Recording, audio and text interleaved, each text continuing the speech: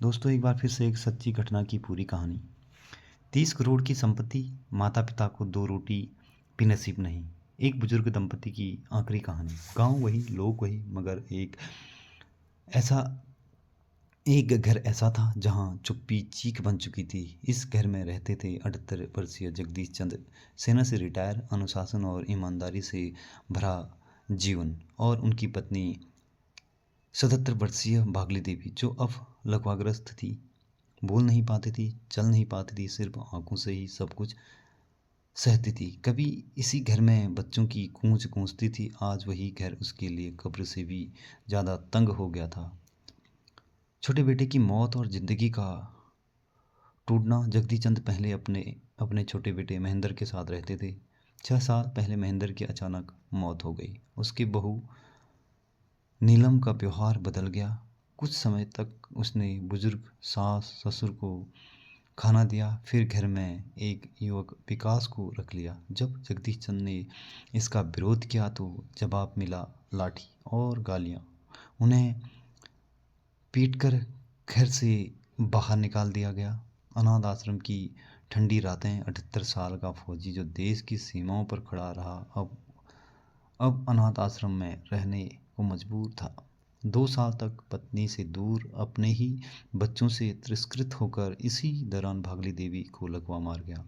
दूसरे बेटे से आखिरी उम्मीद। किसी तरह जगदीश चंद पत्नी को लेकर दूसरे बेटे के पास पहुंचे। बेटे का बेटा हरियाणा कैडर का आईएएस अधिकारी था। लोग कहते थे इस घर में तो सब कुछ है, लेकिन सच्चाई यह थी, इस घर में बुजुर्गों के लिए 2 वक्त की रोटी भी नसीब नहीं थी। कभी बासी खाना, कभी ताने, कभी खामोश अपेक्षा। भागली देवी बिस्तर पर पड़ी रहती और जगदीश चंद उन्हें देखते रहते। 30 करोड़ की संपत्ति और खाली खाली। जगदीश चंद ने अपने आखिरी शब्दों में लिखा, हमारी बेटे के पास करीब 30 करोड़ की संपत्ति है, लेकिन हमारे लिए 2 रोटी नहीं है। उन्होंने लिखा, माता पिता पर इतने जुल्म नहीं करने चाहिए।